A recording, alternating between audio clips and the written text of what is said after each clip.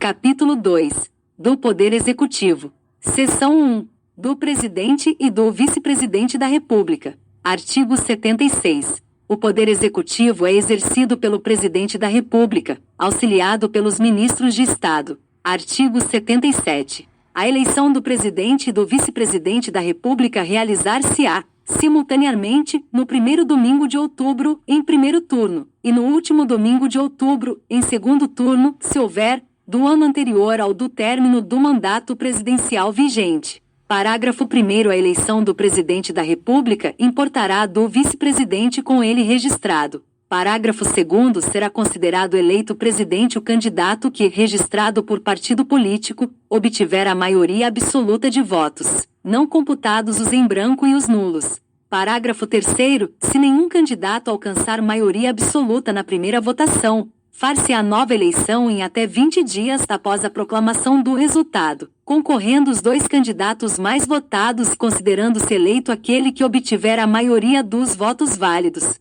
Parágrafo 4º. Se, antes de realizado o segundo turno, ocorrer morte, desistência ou impedimento legal de candidato, convocar-se-á, dentre os remanescentes, o de maior votação. Parágrafo 5º. Se, na hipótese dos parágrafos anteriores, remanescer, em segundo lugar, mais de um candidato com a mesma votação, qualificar-se-á o mais idoso.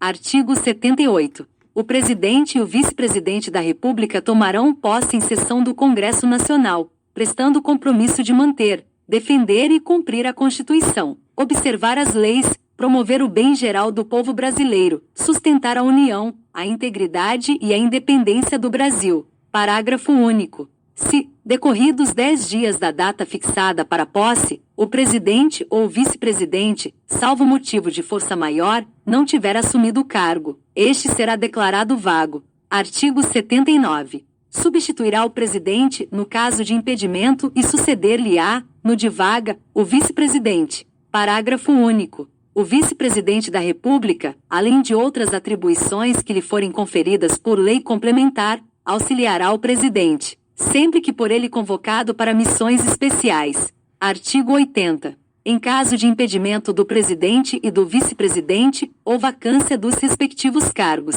serão sucessivamente chamados ao exercício da presidência, o Presidente da Câmara dos Deputados, o do Senado Federal e o do Supremo Tribunal Federal. Artigo 81. Vagando os cargos de Presidente e Vice-Presidente da República, far-se-á a eleição 90 dias depois de aberta a última vaga. Parágrafo 1º. Ocorrendo a vacância nos últimos 2 anos do período presidencial, a eleição para ambos os cargos será feita 30 dias depois da última vaga, pelo Congresso Nacional na forma da lei. Parágrafo 2º. Em qualquer dos casos, os eleitos deverão completar o período de seus antecessores. Artigo 82.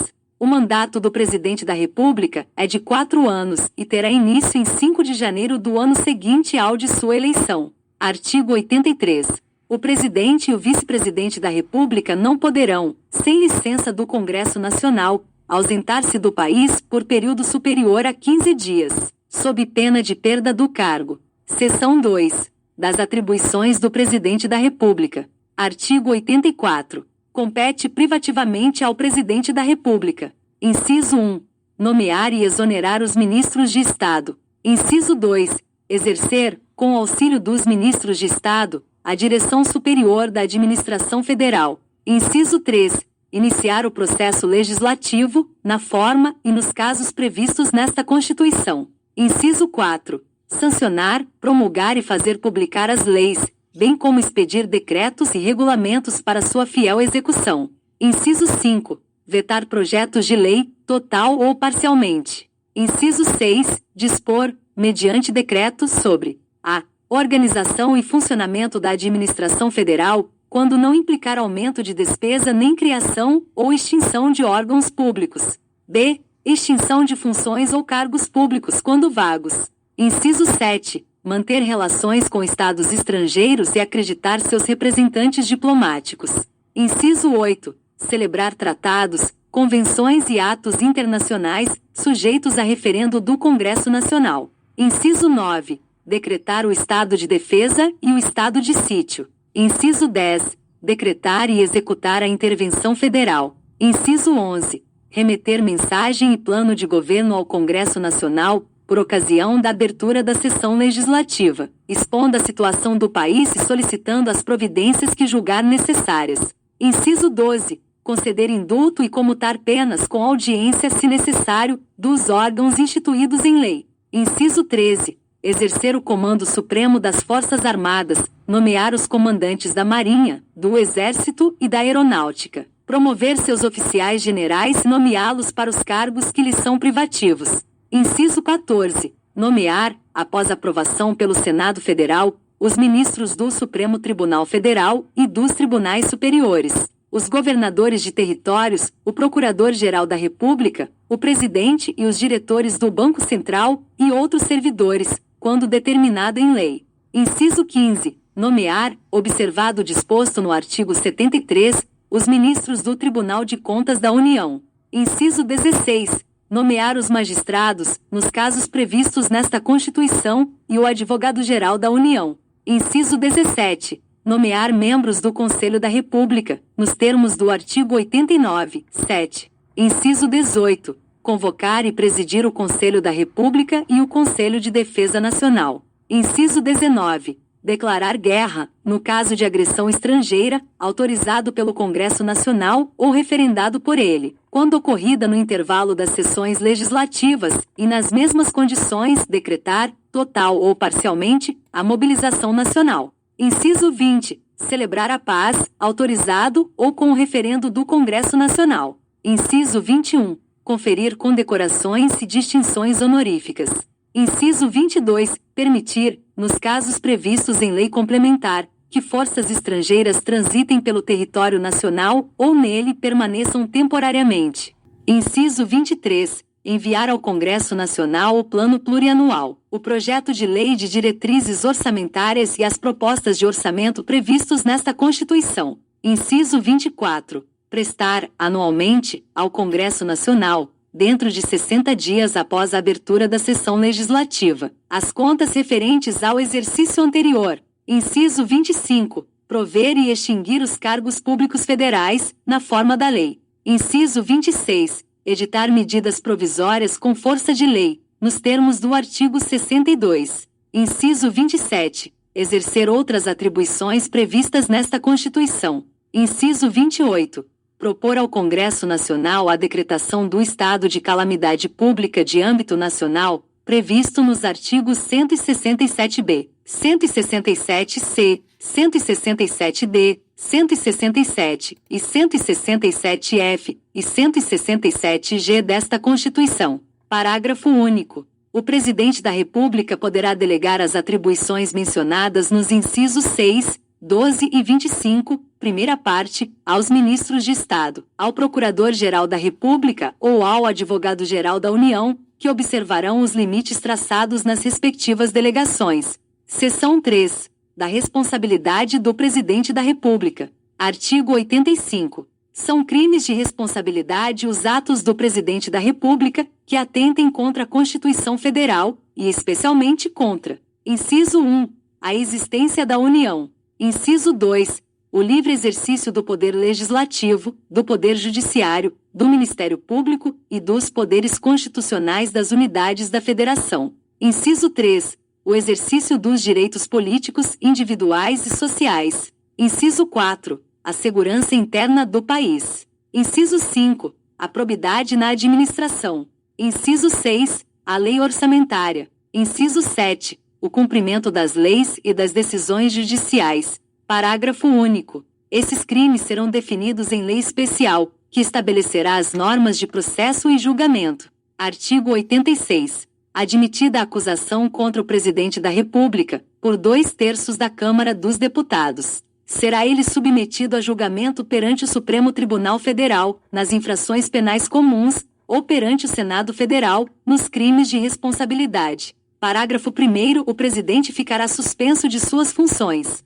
Inciso 1. Nas infrações penais comuns, se recebida a denúncia ou queixa-crime pelo Supremo Tribunal Federal. Inciso 2. Nos crimes de responsabilidade, após a instauração do processo pelo Senado Federal. Parágrafo 2º. Se, decorrido o prazo de 180 dias, o julgamento não estiver concluído, cessará o afastamento do presidente, sem prejuízo do regular prosseguimento do processo. Parágrafo 3º. Enquanto não sobrevier sentença condenatória, nas infrações comuns, o presidente da República não estará sujeito à prisão. Parágrafo 4º. O presidente da República, na vigência de seu mandato, não pode ser responsabilizado por atos estranhos ao exercício de suas funções. Seção 4. Dos Ministros de Estado. Artigo 87. Os ministros de Estado serão escolhidos dentre brasileiros maiores de 21 anos e no exercício dos direitos políticos. Parágrafo único. Compete ao ministro de Estado, além de outras atribuições estabelecidas nesta Constituição e na lei. Inciso 1. Exercer a orientação, coordenação e supervisão dos órgãos e entidades da administração federal, na área de sua competência, e referendar os atos e decretos assinados pelo Presidente da República. Inciso 2. Expedir instruções para a execução das leis, decretos e regulamentos. Inciso 3. Apresentar ao Presidente da República relatório anual de sua gestão no Ministério. Inciso 4.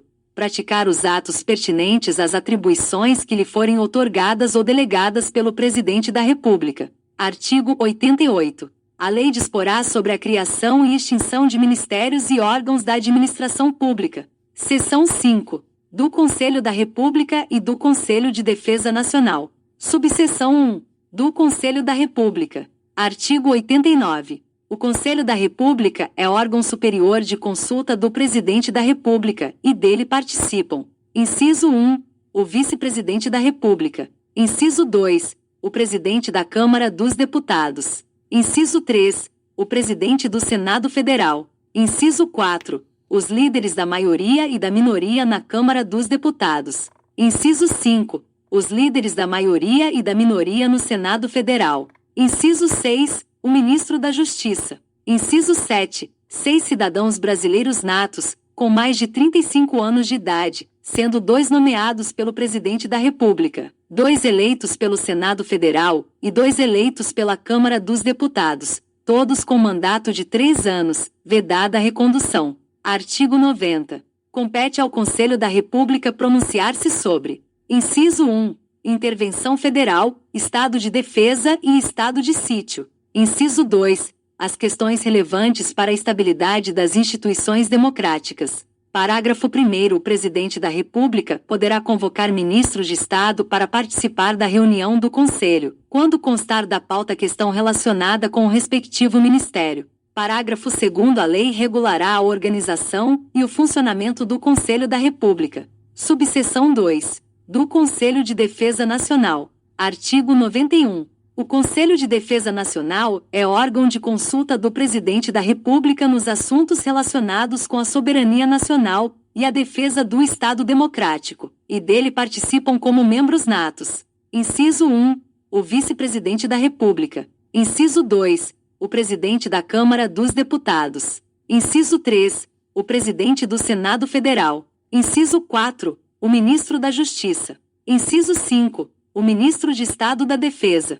Inciso 6. O Ministro das Relações Exteriores. Inciso 7. O Ministro do Planejamento. Inciso 8. Os comandantes da Marinha, do Exército e da Aeronáutica. Parágrafo 1º. Compete ao Conselho de Defesa Nacional. Inciso 1. Opinar nas hipóteses de declaração de guerra e de celebração da paz, nos termos desta Constituição. Inciso 2. Opinar sobre a decretação do estado de defesa, do estado de sítio e da intervenção federal. Inciso 3. Propor os critérios e condições de utilização de áreas indispensáveis à segurança do território nacional e opinar sobre seu efetivo uso, especialmente na faixa de fronteira e nas relacionadas com a preservação e a exploração dos recursos naturais de qualquer tipo. Inciso 4. Estudar, propor e acompanhar o desenvolvimento de iniciativas necessárias a garantir a independência nacional e a defesa do Estado Democrático. Parágrafo 2º. A lei regulará a organização e o funcionamento do Conselho de Defesa Nacional. Capítulo 3. Do Poder Judiciário. Seção 1. Disposições Gerais. Artigo 92. São órgãos do Poder Judiciário. Inciso 1. O Supremo Tribunal Federal. Inciso 1 ao Conselho Nacional de Justiça. Inciso 2, o Superior Tribunal de Justiça. Inciso 2A, o Tribunal Superior do Trabalho. Inciso 3, os Tribunais Regionais Federais e Juízes Federais. Inciso 4, os Tribunais e Juízes do Trabalho. Inciso 5, os Tribunais e Juízes Eleitorais. Inciso 6, os Tribunais e Juízes Militares. Inciso 7, os Tribunais e Juízes dos Estados e do Distrito Federal e Territórios. Parágrafo 1º. O Supremo Tribunal Federal, o Conselho Nacional de Justiça e os Tribunais Superiores têm sede na capital federal. Parágrafo 2º. O Supremo Tribunal Federal e os Tribunais Superiores têm jurisdição em todo o território nacional. Artigo 93. Lei complementar, de iniciativa do Supremo Tribunal Federal, disporá sobre o Estatuto da Magistratura, observados os seguintes princípios. Inciso 1.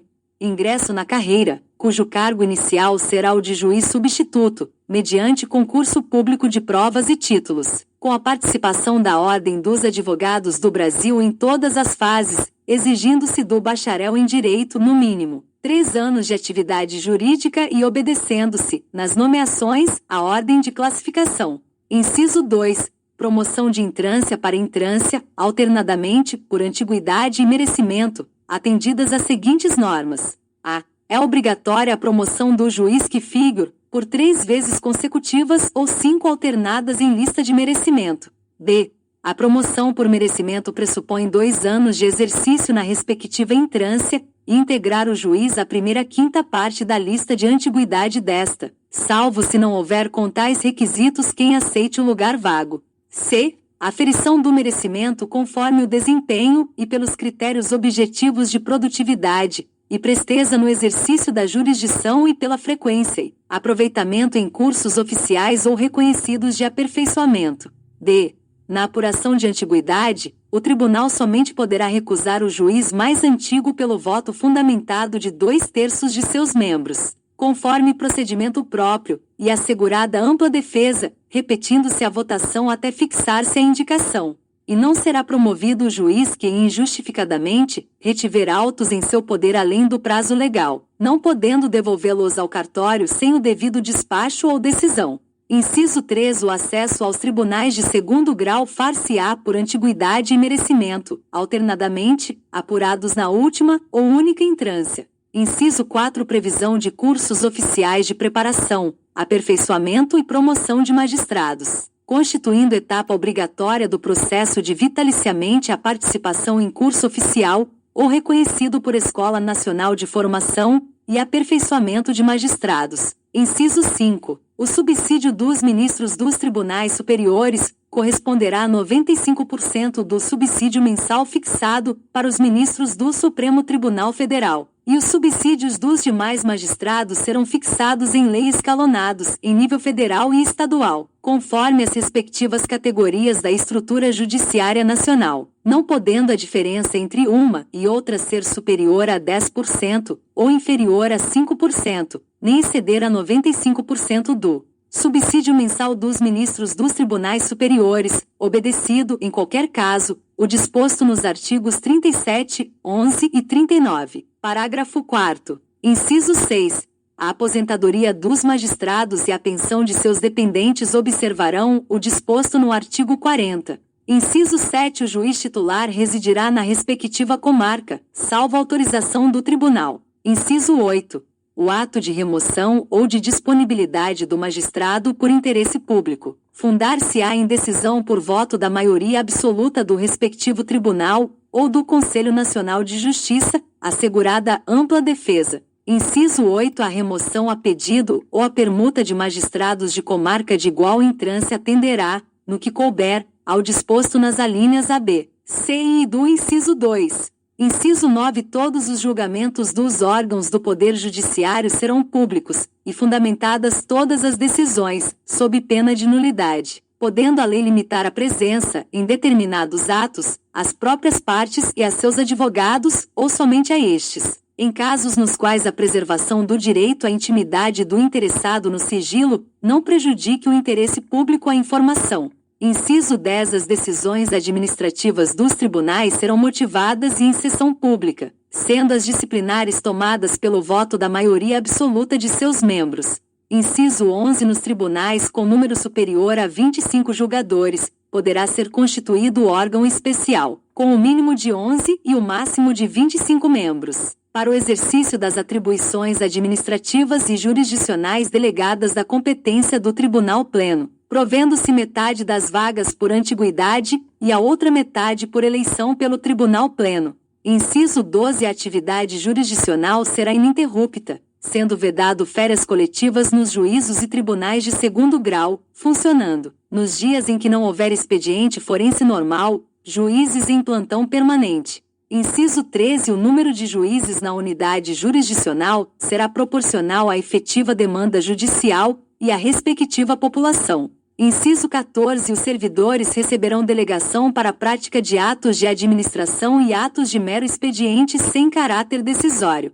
Inciso 15. A distribuição de processos será imediata, em todos os graus de jurisdição. Artigo 94. 1/5 dos lugares dos tribunais regionais federais, dos tribunais dos estados e do Distrito Federal e territórios será composto de membros do Ministério Público, com mais de 10 anos de carreira, e de advogados de notório saber jurídico e de reputação ilibada, com mais de 10 anos de efetiva atividade profissional, indicados em lista sextupla pelos órgãos de representação das respectivas classes. Parágrafo único. Recebidas as indicações, o Tribunal formará lista tríplice, enviando-a ao Poder Executivo, que nos 20 dias subsequentes, escolherá um de seus integrantes para nomeação. Artigo 95. Os juízes gozam das seguintes garantias. Inciso 1. Vitaliciedade, que no primeiro grau, só será adquirida após 2 anos de exercício, dependendo a perda do cargo, nesse período, de deliberação do tribunal a que o juiz estiver vinculado, e nos demais casos, de sentença judicial transitada em julgado.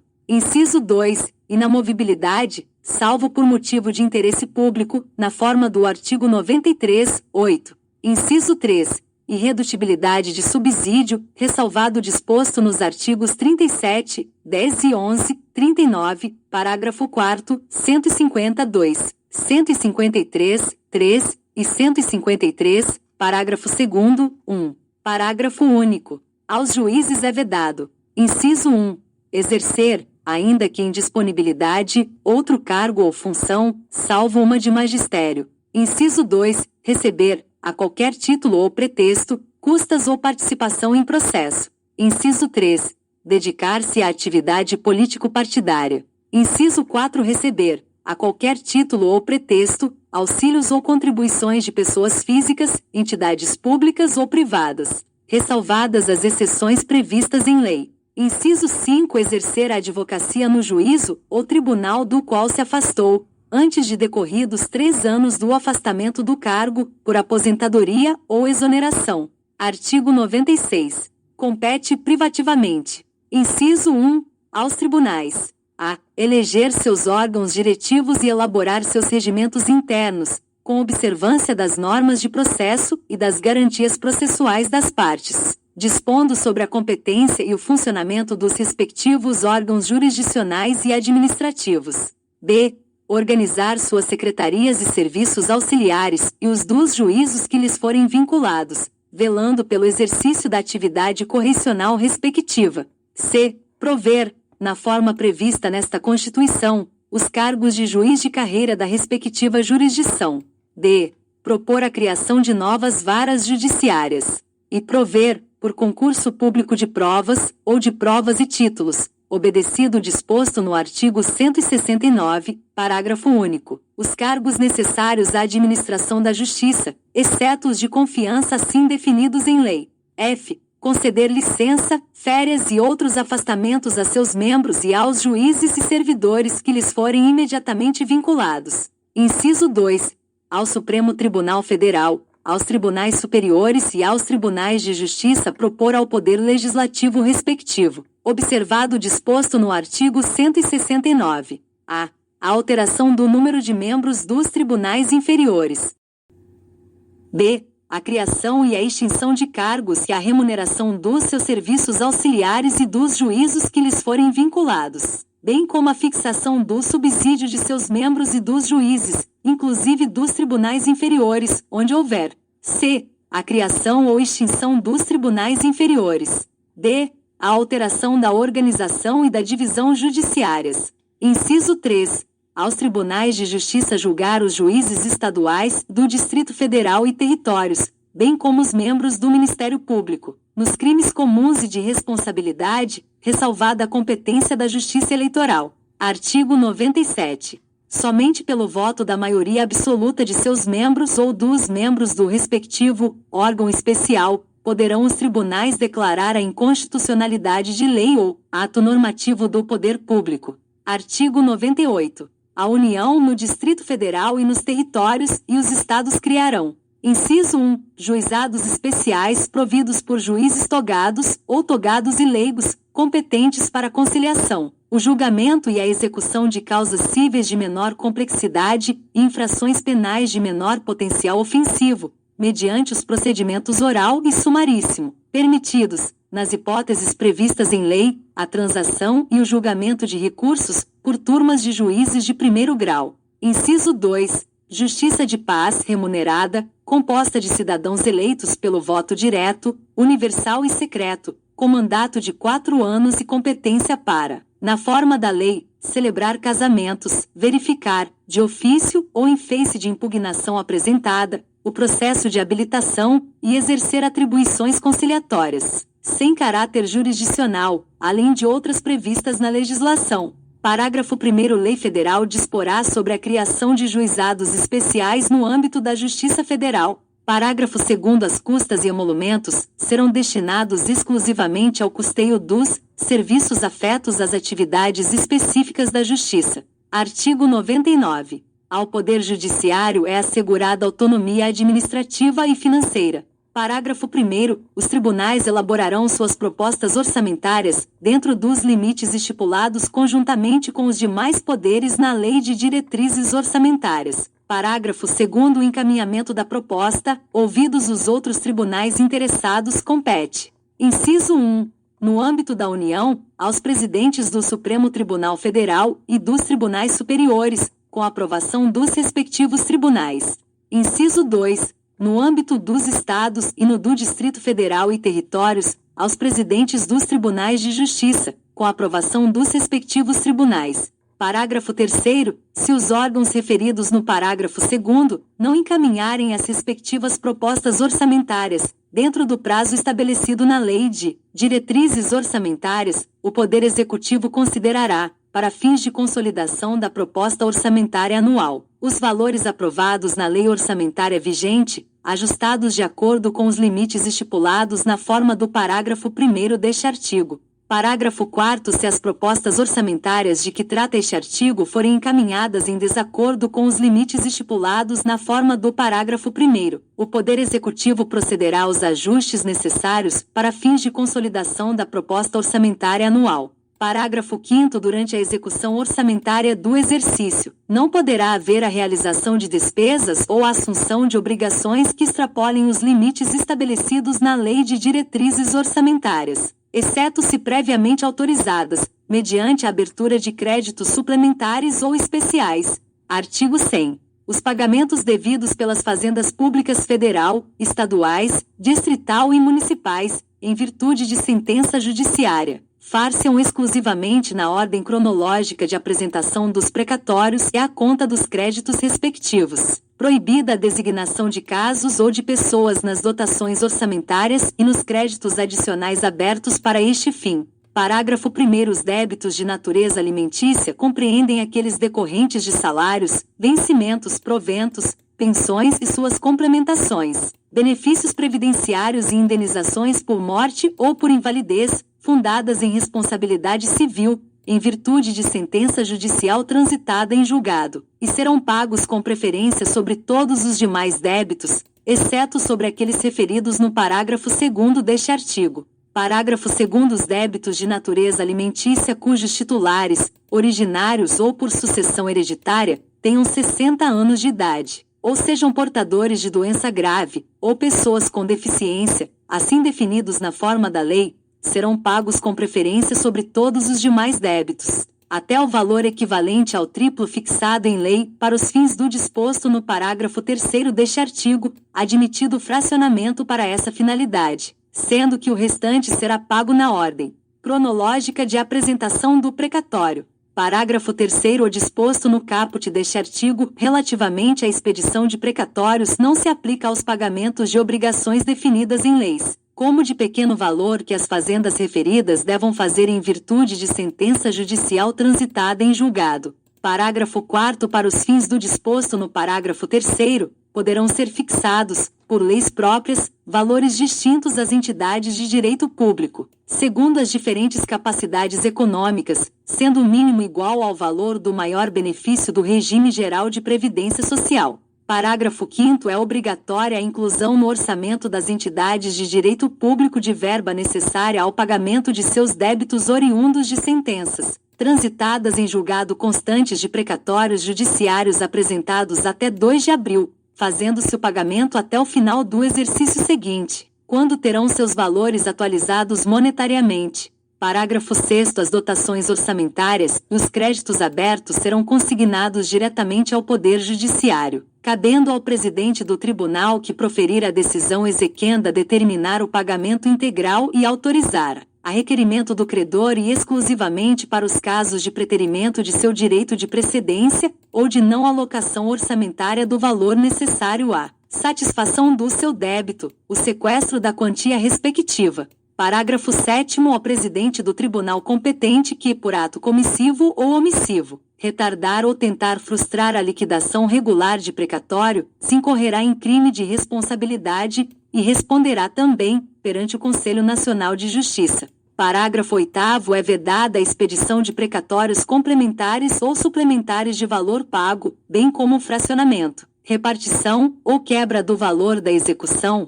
para fins de enquadramento de parcela do total ao que dispõe o parágrafo 3º deste artigo. Parágrafo 9º. Sem que haja interrupção no pagamento do precatório e mediante comunicação da Fazenda Pública ao Tribunal, o valor correspondente aos eventuais débitos inscritos em dívida ativa contra o credor do requisitório e seus substituídos deverá ser depositado à conta do juízo responsável pela ação de cobrança que decidirá pelo seu destino definitivo.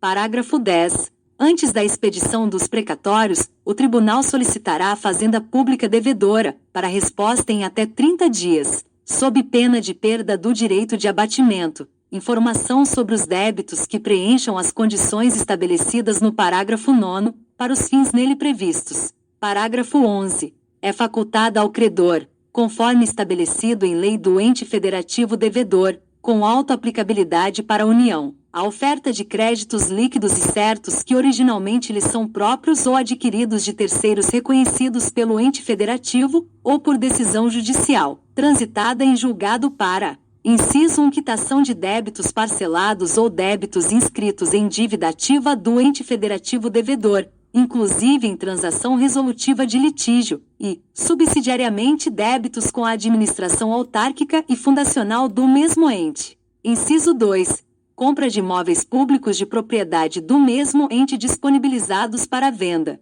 Inciso 3.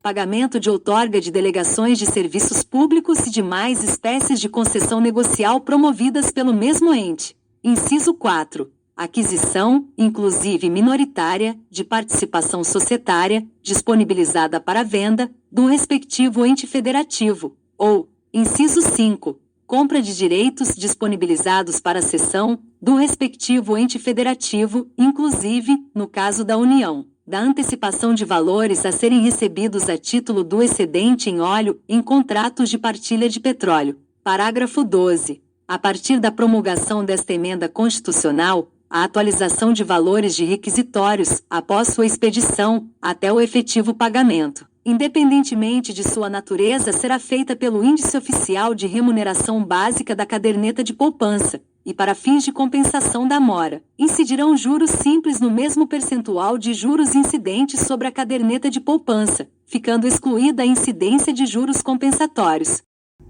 Parágrafo 13. O credor poderá ceder, total ou parcialmente, seus créditos em precatórios a terceiros, independentemente da concordância do devedor, não se aplicando ao cessionário o disposto nos parágrafos 2º e 3º. Parágrafo 14. A cessão de precatórios, observado o disposto no parágrafo 9º deste artigo, somente produzirá efeitos após comunicação, por meio de petição protocolizada, ao tribunal de origem e ao ente federativo devedor. Parágrafo 15. Sem prejuízo do disposto neste artigo, lei complementar a esta Constituição Federal poderá estabelecer regime especial para pagamento de crédito de precatórios de estados, Distrito Federal e municípios, dispondo sobre vinculações à receita corrente líquida e forma e prazo de liquidação. Parágrafo 16. A seu critério exclusivo e na forma de lei, a União poderá assumir débitos, oriundos de precatórios, de estados, Distrito Federal e municípios, refinanciando-os diretamente. Parágrafo 17. A União, os estados, o Distrito Federal e os municípios aferirão mensalmente, em base anual, o comprometimento de suas respectivas receitas correntes líquidas com o pagamento de precatórios e obrigações de pequeno valor. Parágrafo 18. Entende-se como receita corrente líquida, para os fins de que trata o parágrafo 17, o somatório das receitas tributárias, patrimoniais, industriais, agropecuárias, de contribuições e de serviços, de transferências correntes e outras receitas correntes, incluindo as oriundas do parágrafo 1º do artigo 20 da Constituição Federal, verificado no período compreendido pelo segundo mês imediatamente anterior ao de referência, e os 11 meses precedentes, excluídas as duplicidades, e deduzidas. Inciso 1. Na União, as parcelas entregues aos Estados, ao Distrito Federal e aos municípios, por determinação constitucional. Inciso 2. Nos Estados, as parcelas entregues aos municípios, por determinação constitucional. Inciso 3. Na União, nos Estados, no Distrito Federal e nos municípios, a contribuição dos servidores para custeio de seu sistema de previdência e assistência social, e as receitas provenientes da compensação financeira referida no parágrafo 9º do artigo 201 da Constituição Federal. Parágrafo 19. Caso o montante total de débitos decorrentes de condenações judiciais em precatórios e obrigações de pequeno valor, em período de 12 meses, ultrapasse a média do comprometimento percentual da receita corrente líquida nos 5 anos imediatamente anteriores, a parcela que exceder esse percentual poderá ser financiada, excetuada dos limites de endividamento de que tratam os incisos 6 e 7 do artigo 52 da Constituição Federal, e de quaisquer outros limites de endividamento previstos não se aplicando a esse financiamento a vedação de vinculação de receita, prevista no inciso 4 do artigo 167 da Constituição Federal. Parágrafo 20. Caso haja precatório com valor superior a 15% do montante dos precatórios apresentados nos termos do parágrafo 5º deste artigo, 15% do valor deste precatório serão pagos até o final do exercício seguinte, e o restante em parcelas iguais nos 5 exercícios subsequentes, acrescidas de juros de mora e correção monetária, ou mediante acordos diretos, perante juízos auxiliares de conciliação de precatórios, com redução máxima de 40% do valor do crédito, atualizado, desde que em relação ao crédito não penda recurso ou defesa judicial, e que sejam observados os requisitos definidos na regulamentação editada pelo ente federado. Parágrafo 21. Ficam a União e os demais entes federativos, nos montantes que lhes são próprios, desde que aceito por ambas as partes, autorizados a utilizar valores objeto de sentenças transitadas em julgado devidos à pessoa jurídica de direito público para amortizar dívidas, vencidas ou vincendas. Inciso 1. Nos contratos de refinanciamento cujos créditos sejam detidos pelo ente federativo que figure como devedor na sentença de que trata o caput deste artigo. Inciso 2. Nos contratos em que houve prestação de garantia a outro ente federativo. Inciso 3. Nos parcelamentos de tributos ou de contribuições sociais. E, inciso 4. Nas obrigações decorrentes do descumprimento de prestação de contas ou de desvio de recursos. Parágrafo 22. A amortização de que trata o parágrafo 21 deste artigo. Inciso 1. Nas obrigações vencidas, será imputada primeiramente as parcelas mais antigas. Inciso 2. Nas obrigações vincendas, reduzirá uniformemente o valor de cada parcela devida, mantida a duração original do respectivo contrato ou parcelamento. Seção 2. Do Supremo Tribunal Federal. Art. 101. O Supremo Tribunal Federal compõe-se de 11 ministros, escolhidos dentre cidadãos com mais de 35 e menos de 70 anos de idade, de notável saber jurídico e reputação ilibada. Redação dada pela Emenda Constitucional número 122, de 2022. Parágrafo único. Os ministros do Supremo Tribunal Federal serão nomeados pelo Presidente da República, depois de aprovada a escolha pela maioria absoluta do Senado Federal. Artigo 102. Compete ao Supremo Tribunal Federal, principalmente, a guarda da Constituição, cabendo-lhe: inciso 1. Processar e julgar, originariamente, a ação direta de inconstitucionalidade de lei ou ato normativo federal ou estadual, e a ação declaratória de constitucionalidade de lei ou ato normativo federal. B. Nas infrações penais comuns, o Presidente da República, o Vice-Presidente, os membros do Congresso Nacional, seus próprios ministros e o Procurador-Geral da República. C. Nas infrações penais comuns e nos crimes de responsabilidade, os ministros de Estado e os comandantes da Marinha, do Exército e da Aeronáutica. Ressalvado o disposto no artigo 52, 1. Os membros dos tribunais superiores, os do Tribunal de Contas da União e os chefes de missão diplomática de caráter permanente. D. O habeas corpus, sendo paciente qualquer das pessoas referidas nas alíneas anteriores. O mandado de segurança e o habeas data contra atos do Presidente da República, das mesas da Câmara dos Deputados e do Senado Federal, do Tribunal de Contas da União, do Procurador-Geral da República e do próprio Supremo Tribunal Federal. I.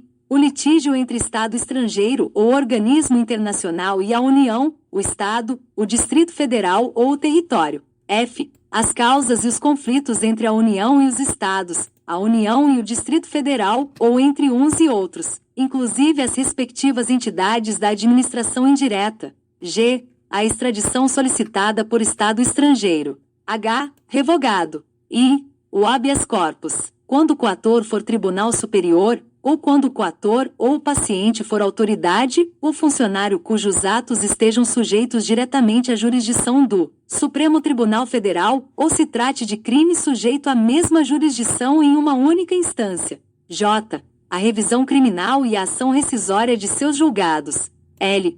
A reclamação para a preservação de sua competência e garantia da autoridade de suas decisões. M. A execução de sentença nas causas de sua competência originária, facultada a delegação de atribuições para a prática de atos processuais. N. A ação em que todos os membros da magistratura sejam direta ou indiretamente interessados, e aquela em que mais da metade dos membros do tribunal de origem estejam impedidos ou sejam direta ou indiretamente interessados.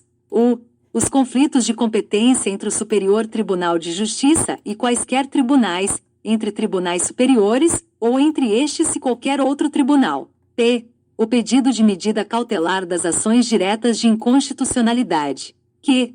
O mandado de injunção, quando a elaboração da norma regulamentadora for atribuição do Presidente da República, do Congresso Nacional, da Câmara dos Deputados, do Senado Federal, das mesas de uma dessas casas legislativas, do Tribunal de Contas da União, de um dos tribunais superiores, ou do próprio Supremo Tribunal Federal. R. As ações contra o Conselho Nacional de Justiça e contra o Conselho Nacional do Ministério Público. Inciso 2. Julgar, em recurso ordinário. A.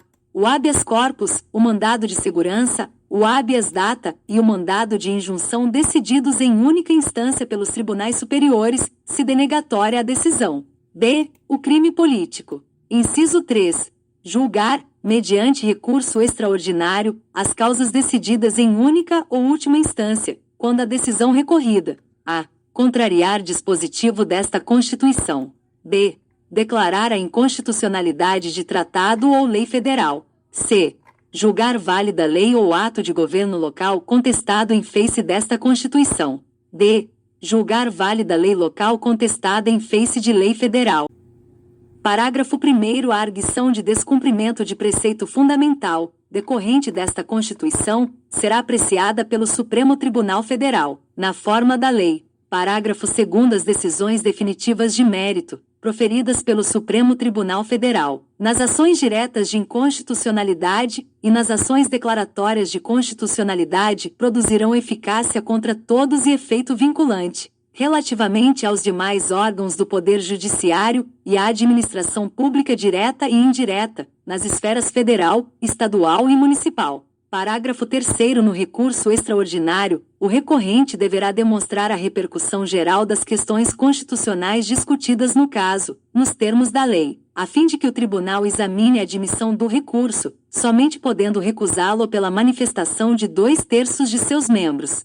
Artigo 103. Podem propor a ação direta de inconstitucionalidade e a ação declaratória de constitucionalidade. Inciso 1. O Presidente da República. Inciso 2. A Mesa do Senado Federal. Inciso 3. A Mesa da Câmara dos Deputados. Inciso 4. A Mesa de Assembleia Legislativa ou da Câmara Legislativa do Distrito Federal. Inciso 5. O Governador de Estado ou do Distrito Federal. Inciso 6. O Procurador-Geral da República. Inciso 7. O Conselho Federal da Ordem dos Advogados do Brasil. Inciso 8.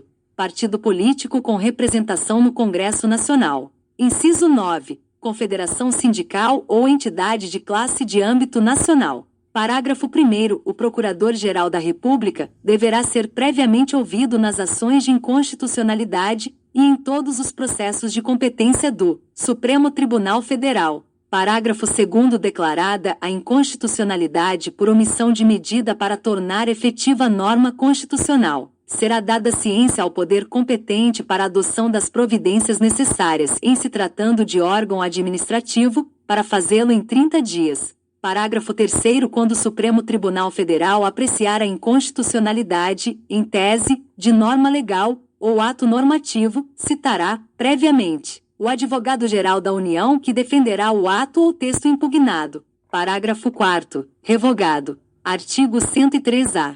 O Supremo Tribunal Federal poderá, de ofício ou por provocação, mediante decisão de 2/3 dos seus membros, após reiteradas decisões sobre matéria constitucional, aprovar súmula que, a partir de sua publicação na imprensa oficial, terá efeito vinculante em relação aos demais órgãos do Poder Judiciário e à administração pública direta e indireta, nas esferas federal, estadual e municipal, bem como proceder à sua revisão ou cancelamento, na forma estabelecida em lei. Parágrafo 1º. A súmula terá por objetivo a validade, a interpretação e a eficácia de normas determinadas, acerca das quais haja controvérsia atual entre órgãos judiciários ou entre esses e a administração pública, que acarrete grave insegurança jurídica e relevante multiplicação de processos sobre questão idêntica. Parágrafo 2º. Sem prejuízo do que vier a ser estabelecido em lei, a aprovação, revisão ou cancelamento de súmula poderá ser provocada por aqueles que podem propor a ação direta de inconstitucionalidade. Parágrafo 3º. Do ato administrativo ou decisão judicial que contrariar a súmula aplicável ou que indevidamente a aplicar, caberá reclamação ao Supremo Tribunal Federal que, julgando-a procedente, anulará o ato administrativo ou cassará a decisão judicial reclamada e determinará que outra seja proferida com ou sem a aplicação da súmula, conforme o caso. Artigo 103-B. O Conselho Nacional de Justiça compõe-se de 15 membros com mandato de 2 anos, admitida uma recondução sendo: inciso 1. O Presidente do Supremo Tribunal Federal. Inciso 2. O Ministro do Superior Tribunal de Justiça, indicado pelo respectivo tribunal. Inciso 3. O Ministro do Tribunal Superior do Trabalho, indicado pelo respectivo tribunal. Inciso 4. Um desembargador de Tribunal de Justiça, indicado pelo Supremo Tribunal Federal. Inciso 5. Um juiz estadual, indicado pelo Supremo Tribunal Federal. Inciso 6. Um juiz de Tribunal Regional Federal, indicado pelo Superior Tribunal de Justiça. Inciso 7. Um juiz federal, indicado pelo Superior Tribunal de Justiça. Inciso 8. Um juiz de Tribunal Regional do Trabalho, indicado pelo Tribunal Superior do Trabalho. Inciso 9. Um juiz do trabalho, indicado pelo Tribunal Superior do Trabalho. Inciso 10. Um membro do Ministério Público da União, indicado pelo Procurador-Geral da República. Inciso 11. Um membro do Ministério Público Estadual, escolhido pelo Procurador-Geral da República dentre os nomes indicados pelo órgão competente de cada instituição estadual. Inciso 12. 2 advogados, indicados pelo Conselho Federal da Ordem dos Advogados do Brasil. 13. 2 cidadãos, de notável saber jurídico e reputação ilibada, indicados um pela Câmara dos Deputados e outro pelo Senado Federal. Parágrafo 1º. O Conselho será presidido pelo Presidente do Supremo Tribunal Federal, e nas suas ausências e impedimentos, pelo Vice-Presidente do Supremo Tribunal Federal. Parágrafo 2º. Os demais membros do Conselho serão nomeados pelo Presidente da República, depois de aprovada a escolha pela maioria absoluta do Senado Federal. Parágrafo 3º. Não efetuadas, no prazo legal, as indicações previstas neste artigo, caberá a escolha ao Supremo Tribunal Federal. Parágrafo 4º. Compete ao Conselho o controle da atuação administrativa e financeira do Poder Judiciário e do cumprimento dos deveres funcionais dos juízes, cabendo-lhe, além de outras atribuições que lhe forem conferidas pelo Estatuto da Magistratura. Inciso 1. Zelar pela autonomia do Poder Judiciário e pelo cumprimento do Estatuto da Magistratura, podendo expedir atos regulamentares, no âmbito de sua competência, ou recomendar providências. Inciso 2.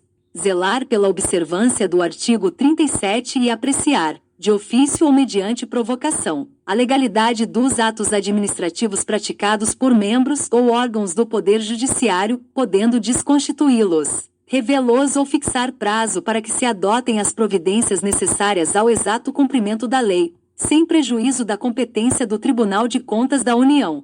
Inciso 3. Receber e conhecer das reclamações contra membros ou órgãos do Poder Judiciário, inclusive contra seus serviços auxiliares, serventias e órgãos prestadores de serviços notariais de registro que atuem por delegação do poder público ou oficializados, sem prejuízo da competência disciplinar e correcional dos tribunais, podendo avocar processos disciplinares em curso, determinar a remoção ou a disponibilidade e aplicar outras sanções administrativas, assegurada ampla defesa. Inciso 4. Representar ao Ministério Público, no caso de crime contra a administração pública ou de abuso de autoridade. Inciso 5. Rever, de ofício ou mediante provocação, os processos disciplinares de juízes e membros de tribunais julgados há menos de um ano.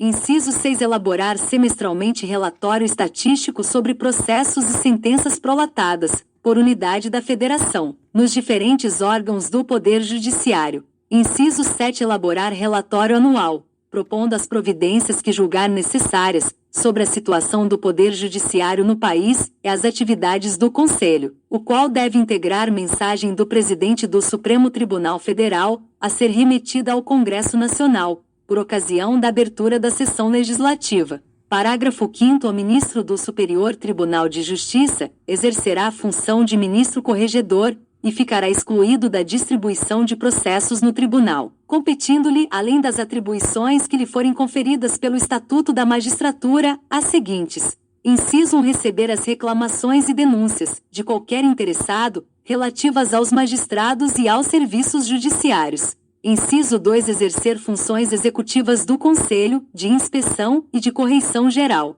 Inciso 3. Requisitar e designar magistrados, delegando-lhes atribuições, e requisitar servidores de juízos ou tribunais, inclusive nos Estados, Distrito Federal e territórios. Parágrafo 6º. Junto ao Conselho, oficiarão o Procurador-Geral da República e o Presidente do Conselho Federal da Ordem dos Advogados do Brasil. Parágrafo 7º. A União, inclusive no Distrito Federal e nos territórios, criará ouvidorias de justiça, competentes para receber reclamações e denúncias de qualquer interessado contra membros ou órgãos do Poder Judiciário ou contra seus serviços auxiliares, representando diretamente ao Conselho Nacional de Justiça.